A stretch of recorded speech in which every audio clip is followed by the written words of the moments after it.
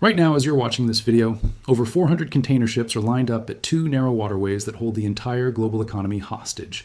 The Suez Canal, a ditch barely wider than 2 football fields, controls 30% of the world's container traffic. The Panama Canal, a century-old engineering marvel now struggling against climate change, handles 6% of global trade. Together, these two choke points facilitate over $5 trillion in goods every single year. Your phone, your car, your morning coffee, the medicine in your cabinet, chances are they passed through one of these canals. And here's what should absolutely terrify you. Both canals are failing right now and nobody's talking about it. History has shown us again and again that when critical trade routes collapse, the damage doesn't stop at empty store shelves. Currencies die. Savings evaporate overnight. Entire empires crumble. The 1970s oil crisis cost over $1 trillion and started with these exact same warning signs. By the end of this video, you'll understand exactly how a $10 trillion economic catastrophe could unfold in the next 3 years. And more importantly, the specific steps you can take right now to protect everything you've worked for before the world's financial plumbing explodes. Let me take you back to a moment that changed everything. In October 1973, Egyptian and Syrian forces launched a coordinated attack on Israel during Yom Kippur. The war itself lasted 19 days, but the economic weapon that followed lasted 5 months and reshaped the global economy for a generation. Arab oil-producing nations, operating through OPEC, declared an embargo against countries supporting Israel. The Suez Canal, which had been closed since the Six-Day War in 1967, remained shut. Oil prices quadrupled from $3 per barrel to $12. According to Federal Reserve historical data, the United States entered a recession that lasted 16 months. Inflation in the U.S. reached 11% by 1974. The stock market crashed by 45% between January 1973 and December 1974. Unemployment doubled.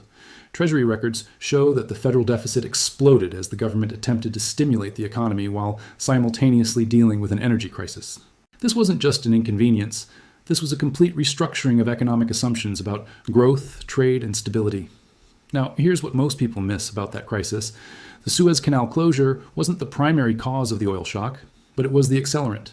Ships had to reroute around the Cape of Good Hope, adding thousands of miles and weeks to journey times.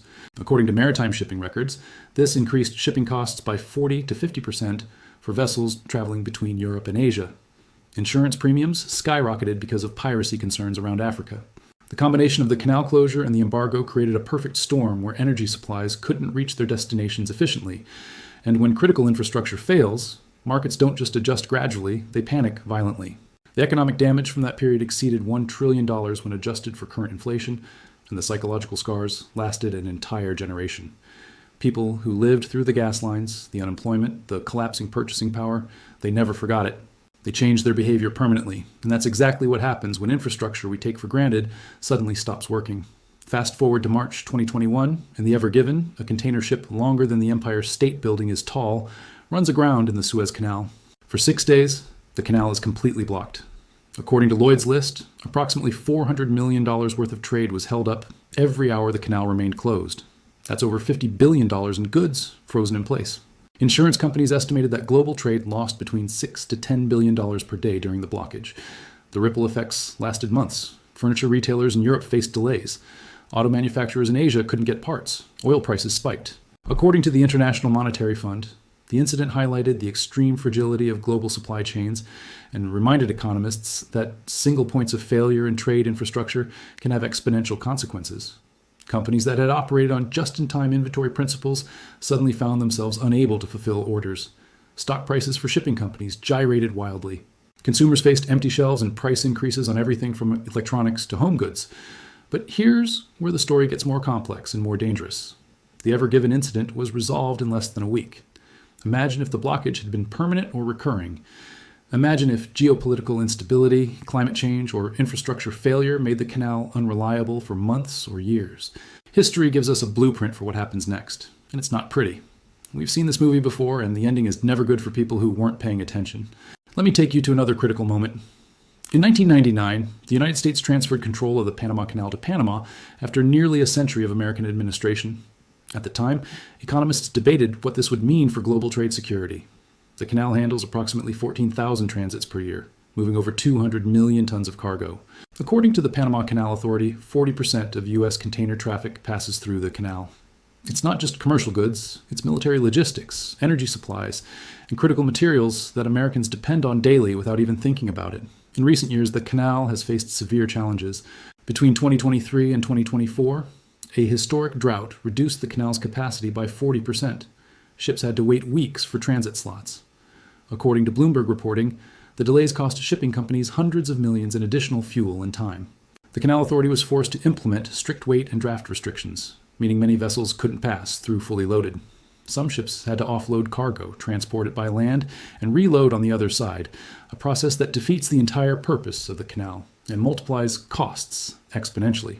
Now connect these dots. The Suez Canal faces increasing geopolitical tensions. The Houthi attacks on shipping in the Red Sea during 2023 and 2024 forced numerous shipping companies to reroute around Africa, adding 10 to 14 days to journey times and increasing costs by 20 to 30%. According to the International Chamber of Shipping, insurance premiums for Red Sea transits increased by over 300%. Some shipping companies simply stopped using the route altogether, preferring the certainty of a longer journey to the risk of attack or seizure. Meanwhile, the Panama Canal struggles with climate-related water supply issues that may become permanent as rainfall patterns shift. The World Bank has published research showing that climate change could reduce the canal's operational capacity by up to 30% over the next 2 decades. Lake Gatun, which supplies water for the canal locks, depends on consistent rainfall patterns that are becoming increasingly unreliable according to meteorological data from the region. Here's the economic reality that should concern everyone. According to the World Trade Organization, global merchandise trade reached approximately $25 trillion in 2023. Roughly 20% of that, or $5 trillion, transits through either the Suez or Panama Canal. When these routes become unreliable, shipping costs increase, delivery times extend, and uncertainty pervades markets. But the costs aren't just direct shipping expenses, they compound through every layer of the economy. Manufacturers can't get parts on time, so production lines shut down. Retailers can't stock shelves, so prices increase. Energy supplies become volatile, so inflation accelerates. According to a study published by the National Bureau of Economic Research, a 10% increase in shipping costs translates to approximately a 1.4% increase in consumer prices within 6 months. That might not sound dramatic until you realize we're talking about trillions of dollars in goods, and the increases could easily exceed 10% in a serious disruption scenario. Let me show you how this pattern has played out historically. After World War II, the Bretton Woods system established the US dollar as the world's reserve currency, backed by gold at $35 per ounce. This system required confidence, stability, and predictable trade flows. Throughout the 1950s and 60s, global trade expanded rapidly.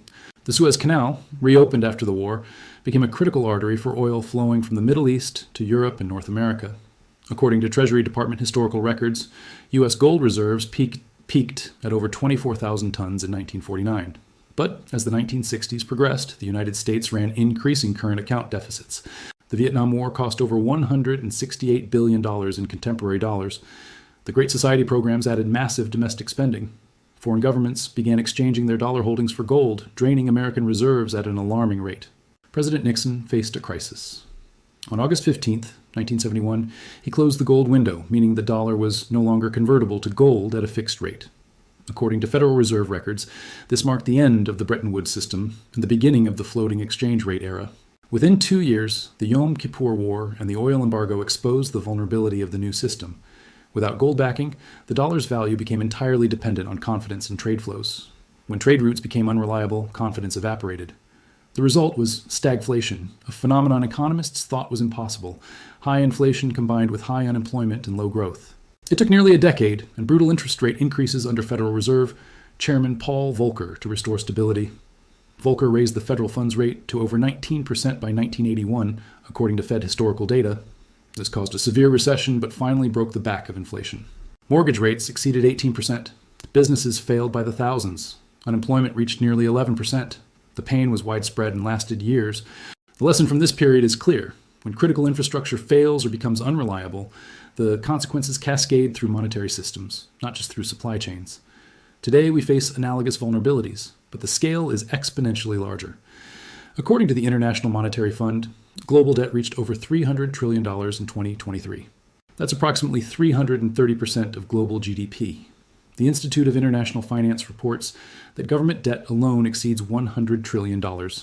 This debt is sustainable only if trade flows remain predictable, growth continues, and confidence in the system persists. But what happens when the arteries of global commerce become unreliable? What happens when the assumptions underlying $300 trillion in debt start to look questionable? Consider the modern financial architecture. According to the Bank for International Settlements, the daily volume of foreign exchange trading exceeds $7 trillion. The derivatives market, which essentially bets on future price movements and currency values, has a notional value exceeding $600 trillion according to the same source. These markets assume that goods will flow, that currencies will maintain relative stability, and that trade routes will function. When a single container ship blocked the Suez Canal for 6 days, we saw volatility spike across commodity markets, insurance markets, and shipping futures. Now imagine sustained disruptions lasting not days but months or years. Imagine the derivatives positions that would blow up, the currency crises that would emerge, the debt defaults that would cascade through the system. Let me give you another historical comparison that's even more relevant. In 1453, the Ottoman Empire conquered Constantinople, effectively closing the traditional trade routes between Europe and Asia. This wasn't a temporary blockage. This was a permanent shift in the geopolitical landscape. European merchants and kingdoms faced a crisis. The spice trade, silk trade, and other luxury goods that flowed through Constantinople became prohibitively expensive or inaccessible. According to historical economic research, this single event triggered the Age of Exploration. Portugal, Spain, England, and other European powers invested massive resources into finding alternative routes. Portugal pioneered the route around Africa, establishing trading posts along the way. Columbus, seeking a western route to Asia, stumbled upon the Americas. These weren't just adventures, these were desperate economic necessities, driven by the closure of established trade routes. The economic consequences were profound and lasted centuries. The countries that adapted prospered beyond imagination. Portugal became enormously wealthy through its control of African and Asian trade routes, establishing a maritime empire that lasted for generations. Spain extracted vast amounts of gold and silver from the New World, becoming the dominant European power for over a century. But this influx of precious metals caused massive inflation across Europe, known as the price revolution. According to economic historians, prices in Spain increased by over 400% between 1500 and 1650. The Spanish Empire, despite its vast wealth, eventually bankrupted itself because it couldn't manage the inflation caused by its own success. The government defaulted on its debts multiple times. Meanwhile, countries that failed to adapt, like many Italian city-states that had relied on Mediterranean trade, declined in relative power and wealth. Venice, once the richest city in Europe, slowly faded as Atlantic trade superseded Mediterranean commerce. The parallel to today should be obvious. When critical trade infrastructure becomes unreliable, economic power shifts. Countries and companies that can adapt, that can secure alternative routes, that can become less dependent on vulnerable choke points, will gain advantages. Those that remain dependent on the old system will suffer disproportionately. According to the World Bank, approximately 80% of global trade by volume is carried by sea. The Suez and Panama Canals are the two most critical choke points in this system. There are no easy alternatives. Rerouting around Africa adds weeks and substantial costs. The Cape of Good Hope route adds approximately 7,000 nautical miles compared to Suez transit. At typical container ship speeds, that's 10 to 14 additional days at sea. Building new canals or expanding existing ones takes decades and costs hundreds of billions of dollars. There are proposals for a Nicaragua canal, for Arctic shipping routes as ice melts, for expanded rail connections across continents, but none of these alternatives exist at scale today. China has recognized this vulnerability and invested heavily in the Belt and Road Initiative, which, according to official Chinese sources, has committed over $1 trillion to infrastructure projects across 60-plus countries. A significant portion of this investment focuses on creating alternative trade routes, rail connections across Central Asia, port developments in Africa and Southeast Asia, and reducing dependence on maritime choke points. Whether or not the Belt and Road succeeds in its stated goals, the strategic thinking behind it recognizes a fundamental reality. Control over trade routes equals economic and geopolitical power. When those routes become vulnerable, the entire system becomes unstable. China's leaders studied the same history we're discussing and concluded that dependence on canals controlled by others represents an unacceptable strategic weakness. Their response has been to build alternatives, even if those alternatives cost trillions and take decades to complete. Let's talk about what the data shows right now. According to the U.S. Energy Information Administration, the United States still imports substantial amounts of oil and petroleum products, despite increased domestic production from shale fields. Much of this comes through the Panama Canal or via routes that depend on Suez Canal stability. Europe is even more dependent. According to Eurostat, Europe imports approximately 90% of its natural gas and over 95% of its oil. Much of this transits through the Suez Canal or pipelines that connect to Red Sea ports. Any sustained disruption to these routes would cause energy prices to spike, potentially triggering inflation similar to the 1970s, but in an economy carrying 3 times the debt burden. The economic model suggests that a sustained energy crisis today would be far more devastating than previous crises because governments have far less room to respond. Interest rates are already historically low in many countries. Debt levels are already at peacetime records. The tools that worked in past crises may not be available or effective this time. The financial markets understand this risk, even if the general public doesn't pay attention. According to options pricing data and volatility indices tracked by exchanges like the CBOE, implied volatility for commodities and shipping-related securities spikes dramatically whenever news breaks about potential disruptions to either canal. Insurance markets price in these risks through increased premiums. According to reporting from industry publications like Tradewinds and Lloyd's List, war risk insurance for transits through the Red Sea and approaches to the Suez Canal has increased by 200 to 500%, depending on the specific route and time period. These aren't theoretical academic exercises. These are real costs being paid right now by companies moving goods through vulnerable areas. Those costs get passed along to consumers eventually. Here's where the $10 trillion figure comes from and why it's not hyperbole. According to the OECD, a sustained disruption to global supply chains lasting 6 to 12 months could reduce global GDP by 3 to 5%. With global GDP at approximately $100 trillion, that translates to 3 to 5 trillion in direct lost output. But the indirect costs multiply from there. According to research from the Peterson Institute for International Economics, supply chain disruptions trigger inflation, which forces central banks to raise interest rates, which increases the cost of servicing the $300 trillion in global debt.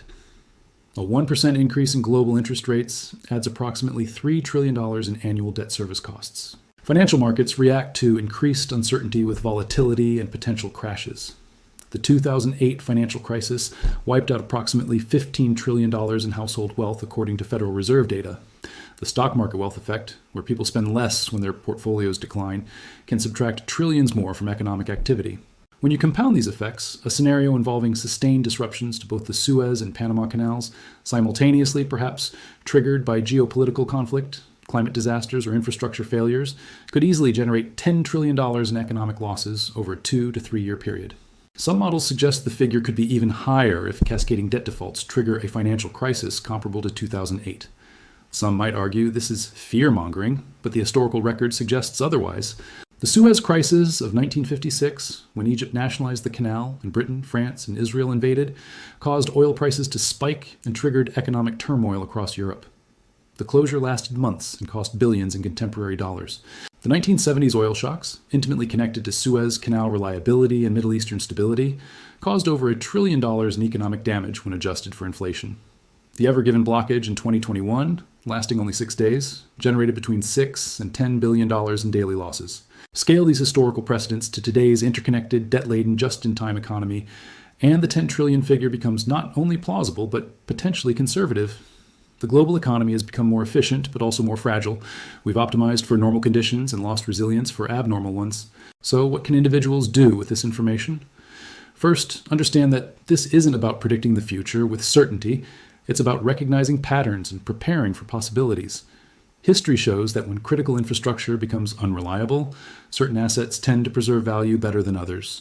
During the 1970s, stagflation, commodities, real estate, and certain international investments provided hedges against dollar decline and inflation.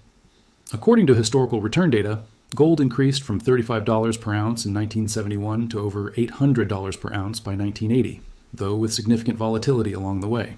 Real estate, despite high interest rates, preserved wealth for those who could hold through the cycle.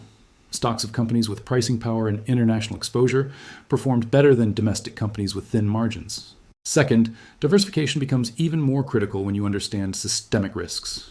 This doesn't mean panic, it means thoughtful allocation across different asset classes, currencies, and geographies. According to modern portfolio theory developed by Nobel Prize winners like Harry Markowitz, diversification reduces unsystematic risk. When facing potential systemic shocks, geographic and currency diversification can provide additional protection. Holding some assets outside your home country in currencies other than your primary currency reduces the impact if your home system faces particular stress. Third, understanding these vulnerabilities helps you make better decisions about your career, business, and investments. Companies overly dependent on just-in-time shipping through vulnerable routes face higher risks. Industries that can't easily substitute suppliers or reroute logistics face disruption. According to supply chain management research, companies that invested in resilience and redundancy before COVID-19 performed significantly better during the pandemic disruptions than those optimized solely for efficiency. The same principle applies to canal disruptions. Fourth, staying informed about geopolitical developments affecting these critical choke points provides early warning signals. Following news about the Suez Canal, Red Sea security, Panama Canal water levels, and broader Middle Eastern stability isn't paranoia, it's rational risk assessment. According to academic research on market efficiency, even public information takes time to be fully priced into markets, meaning informed individuals can position ahead of the crowd. If you see warning signs developing, you have time to adjust before the crisis becomes obvious to everyone. Fifth, consider that governments and institutions are also aware of these risks and will take actions to mitigate or respond to disruptions. These actions, whether monetary policy changes, strategic reserve releases, or military interventions, create their own market effects. Understanding the historical playbook helps you anticipate responses. During the 1970s, the U.S. government eventually created the Strategic Petroleum Reserve, currently holding over 300 million barrels according to the Department of Energy. Similar strategic thinking drives policies today. The pattern we see throughout history is consistent and should serve as a warning. Critical infrastructure, whether trade routes, monetary systems, or communication networks, seems stable and permanent until suddenly it doesn't.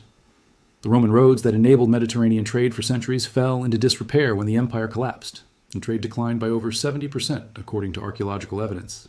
The Silk Road that connected east and west for over 1,000 years became impassable when the Mongol Empire fragmented in the 1400s. The British pound sterling, the world's reserve currency for over a century, was displaced by the dollar after World War II bankrupted Britain. The transition was painful for anyone holding British assets or depending on the pound. The Bretton Woods system that seemed permanent in 1965 was dead by 1971. Systems that appear invulnerable have hidden fragilities that become obvious only in retrospect. Right now, the global economy depends on two narrow canals operating at near-perfect reliability. The Suez Canal, 120 miles long and just over 600 feet wide at its narrowest point, carries 30% of global container traffic. The Panama Canal, 51 miles long with locks that limit vessel size, handles 6% of global trade and 40% of U.S. container traffic. According to engineering assessments, both canals face challenges. Suez needs continuous dredging and maintenance to handle ever larger ships. Panama needs reliable rainfall to fill its locks, approximately 52 million gallons of fresh water per transit, according to the Panama Canal Authority. Climate change threatens that water supply, geopolitical instability threatens Suez access, and both canals represent single points of failure with no quick alternatives available at any price. The financial system has built massive complexity on top of these fragile foundations. According to the Financial Stability Board, interconnectedness in global financial markets has reached unprecedented levels. Derivatives link institutions across borders, supply chains span continents, currency flows depend on predictable trade.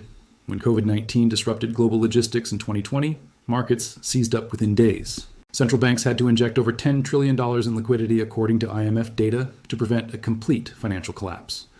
That disruption came from a health crisis that primarily affected labor and logistics coordination. Imagine a disruption that physically prevents ships from transiting critical routes for extended periods. The liquidity injections wouldn't solve the fundamental problem of goods unable to reach their destinations. Some economists argue that markets will adapt, that prices will adjust, that alternative routes will be found. They're not wrong that adaptation will occur, but history teaches us that the adaptation process itself is painful and costly. The transition from Constantinople-dependent trade to age of exploration routes took decades and involved wars, bankruptcies, and massive wealth transfers between nations. The shift from Bretton Woods to floating exchange rates took a decade of inflation and unemployment to stabilize.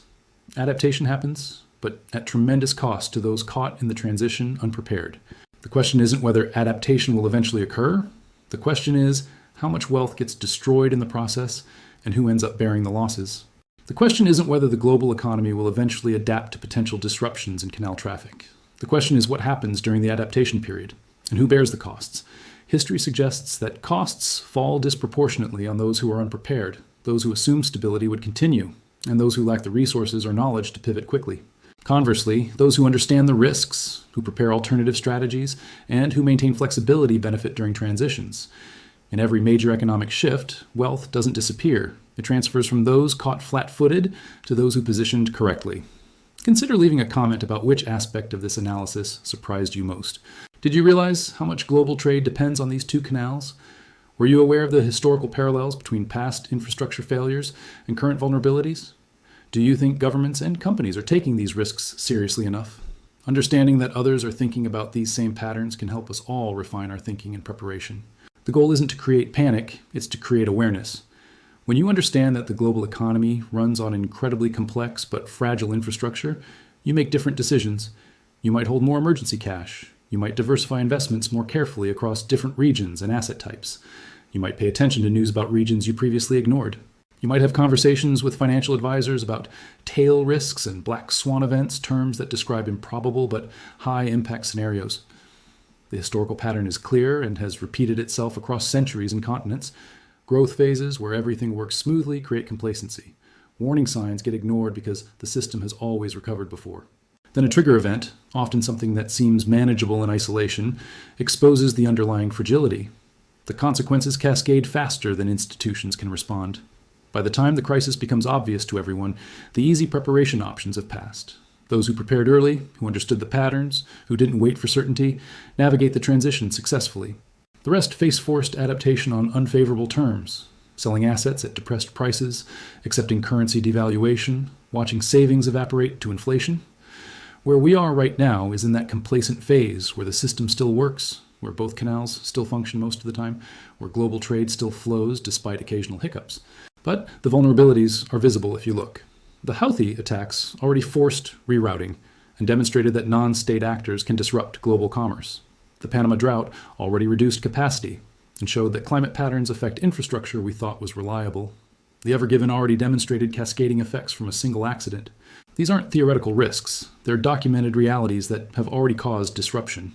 The question is whether current disruptions are temporary anomalies or early warnings of systemic fragility. Think about what you want your financial position to be if, 3 years from now, both canals face sustained difficulties simultaneously. Think about whether your investments, your career, your plans, assume continued smooth operation of global trade infrastructure.